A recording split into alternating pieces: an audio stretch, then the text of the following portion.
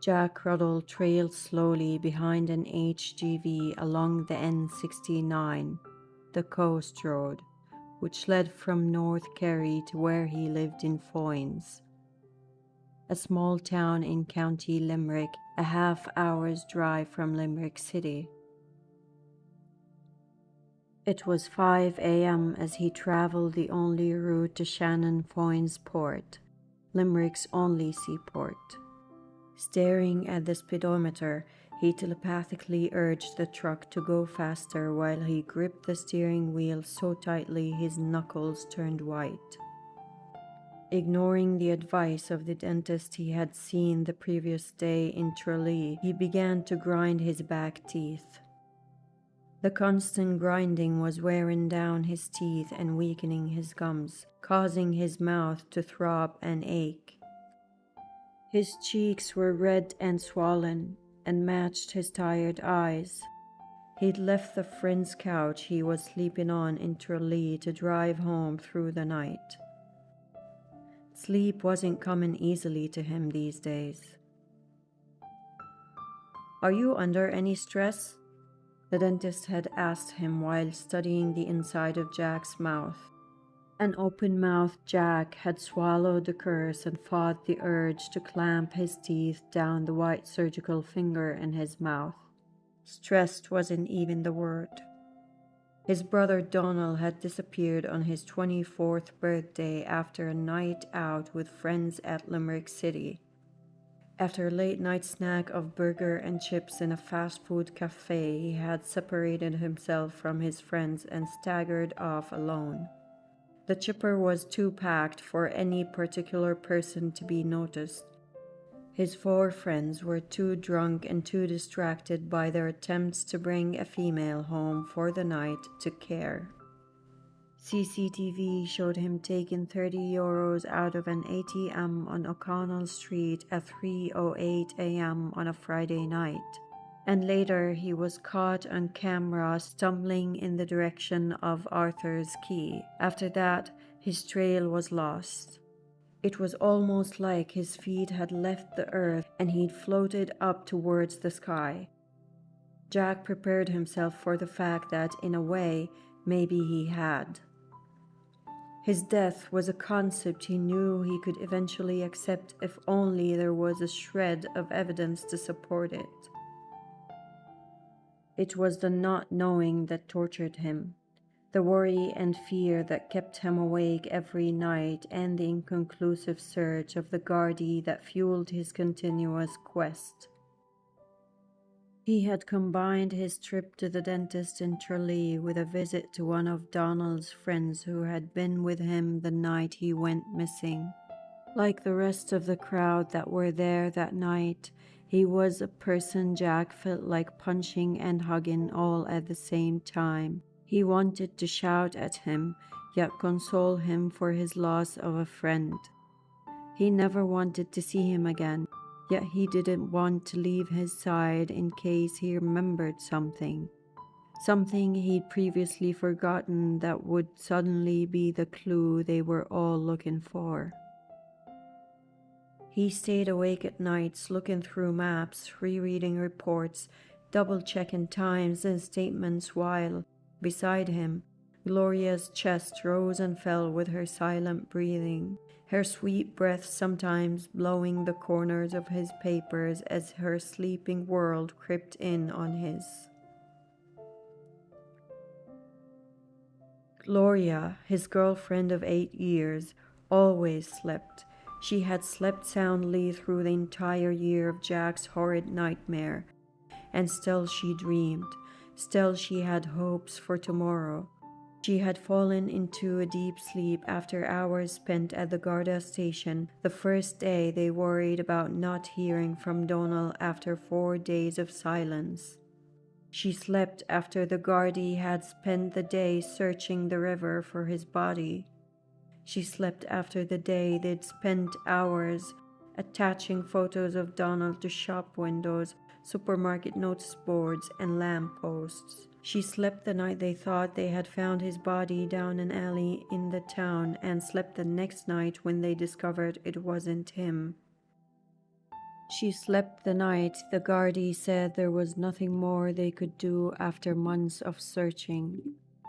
She slept the night of his mother's funeral, after seeing the coffin of a grief-stricken mother being lowered into the dirt to join her husband at long last after 20 years in this life without him. It frustrated Jack, but he knew it wasn't a lack of caring that caused Gloria's lids to close. He knew this because she held his hand when they sat through the questions at the Garda station the first time. She stood beside him as the wind and rain lashed at their faces by the river, watching the divers appear on the surface of the gray, murky water with faces more gloomy than when they had disappeared to the world below. She had helped him stick posters of Donald to windows and poles. She had held him tightly when he cried the day the Gardaí stopped looking, and she stood in the front row of the church and waited for him while he helped carry his mother's coffin to the altar. She cared all right, but 1 year on, she still slept at night during the longest hours of his life. The hours when Jack cared most about everything, but the hours when, deep in her sleep, Gloria didn't and couldn't care at all. Every night he felt the distance grow between her world and his. He didn't tell her about coming across the woman, Sandy Short, from the Missing Persons Agency in the Golden Pages. He didn't tell her he had called her. He didn't tell her about the late-night phone calls all last week and the new sense of hope this woman's determination and belief had filled his head and heart with. And he didn't tell her that they had arranged to meet on this very day in the next town because she was sleeping. Jack finally managed to overtake the long vehicles, and as he neared home, he found himself alone on the now quiet country road in his 12-year-old rusting Nissan. The interior of his car was silent. Over the past year, he found he was intolerant of unwanted noise. The sound of a TV or a radio in the background was merely a distraction to his pursuit of answers. Inside his mind was manic, shouting, screaming, replays of previous conversations. Imaginings of future ones all leaped around his head like a blue bottle trapped in a jam jar. Outside the car, the engine roared, the metal rattled, the wheels bounced and fell over every pothole and bump in the surface. His mind was noisy in the silent car. His car clattered in the quiet countryside. It was 5:15 on a sunny Sunday morning in July, and he needed to stop for air, for his lungs and for the front deflated wheel. He pulled over at the deserted petrol station, which would be closed until later in the morning, and parked beside the air pump. He allowed the birdsong to fill his head temporarily and push out his thoughts while he rolled up his sleeves and stretched his limbs from the long journey. The blue bottle momentarily settled. Beside him, a car pulled up and parked. The population of the area was so small he could spot an alien car a mile away. And the Dublin license plate gave it away too. Out of the tiny battered car, two long legs dressed in gray sweatpants appeared, followed by a long body. Jack stopped himself from gawking, but from the corner of his eye he watched the curly black-haired woman taking long strides to the coffee dispenser by the door of the shuttered garage. He was surprised that someone of her height could even fit into the small car. He noticed something fall from her hand and heard the sound of metal against the ground. "Excuse me, you dropped something," he called out. She looked behind her in confusion and walked back to where the metal was glistening on the ground. "Thank you," she smiled, sliding what looked like a bracelet or watch onto her wrist. "No problem. Lovely day, isn't it?" Jack felt the pain in his swollen cheeks worsen as they lifted in a smile. Her green eyes sparkled like emeralds against her snow-white skin and glinted as they caught the sunlight streaming through the tall trees. Her jet black curls twirled around her face playfully, revealing parts of her features, hiding others. She looked him up and down, taking him in as though analyzing every inch of him. Finally, she raised an eyebrow. "Gorgeous," she replied, and returned the smile. Her jet black curly hair, the styrofoam cup of coffee, legs and all, disappeared into the tiny car like a butterfly into a Venus flytrap.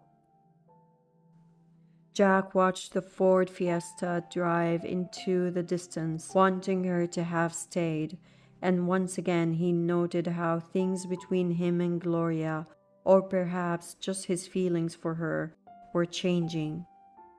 But he hadn't time to think about that now. Instead, he returned to his car and leafed through his files in preparation for his meeting later that morning with Sandy Short. Jack wasn't religious. He hadn't been to church for over 20 years.